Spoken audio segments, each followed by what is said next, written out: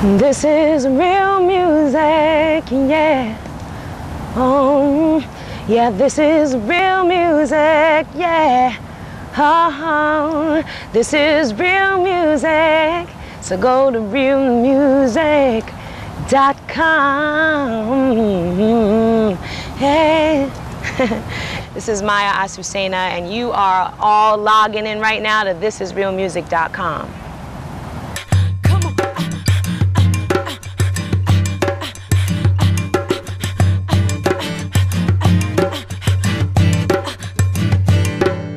Too strong to let them take it forever.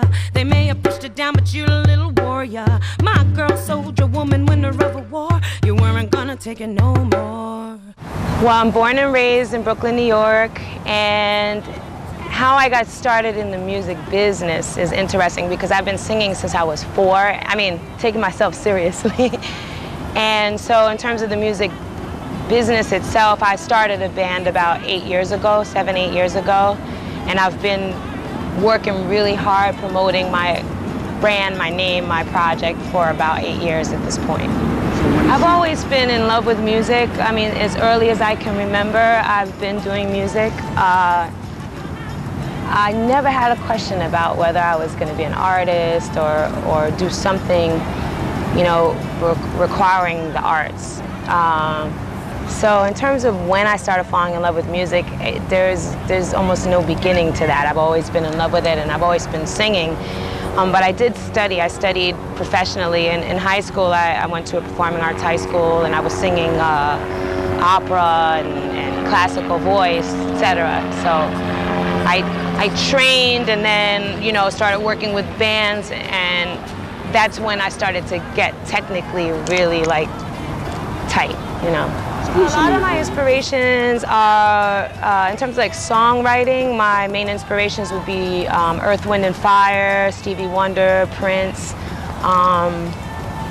The reasons they inspire my songwriting is because, well, all of them are daring. They make daring choices in terms of their music, and even though we consider them iconic soul artists, Prince, Earth, Wind and Fire, and Stevie Wonder all took massive chances with their music, from including classical voicings to, but one of the things that really moves me about their music is that they often could sing about songs that have cultural relevance and social or spiritual relevance, and yet everybody's hands still be up in the air. And that combination is something that I admire and strive for in my own songwriting, which is that I observe the world around me. I'm talking about things that matter to me.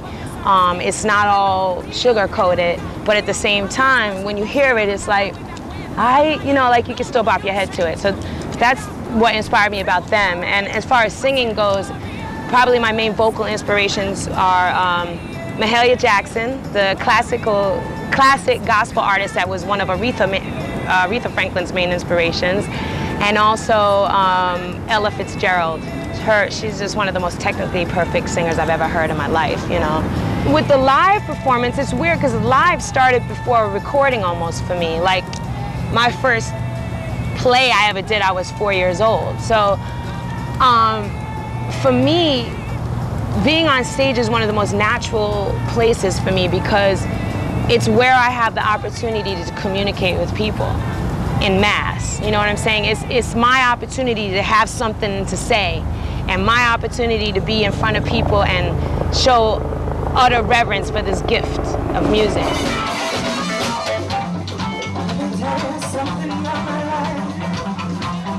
I've been walking for so many miles, 'cause I've got so much that's in my mind, and I'm really trying to figure it out. I'm just really trying to show my way. I'm just really trying to show my way. I'm just really trying to show my way. I'm just really trying to show my way.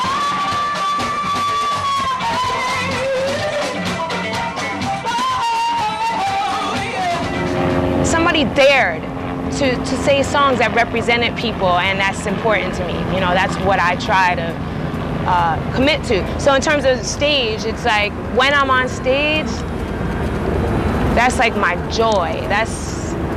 It's my complete it's a completion of me when I'm on stage. And so when I record, I try to bring that element into the recordings. Remember that there's somebody on the other side of that recording that's going to receive this, you know. When I perform it, it's very physical. Well, there's two reasons why. One is because the voice itself is a part of your body. Your voice, the singer's instrument is their body. So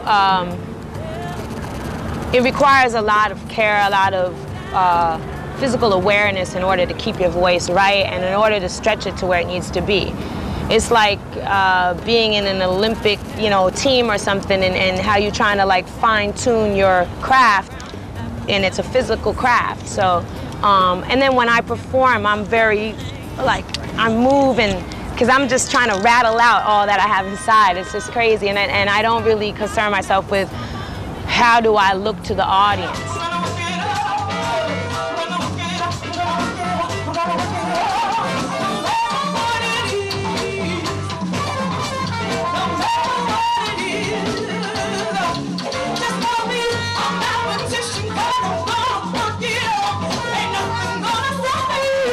The first CD I ever did, you know, was when I was booking myself, managing myself, and self-distributing myself.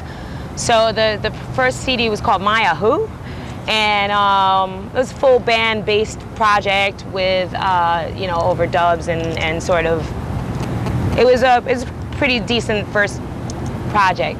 My next project I did through an independent label called Purpose Records.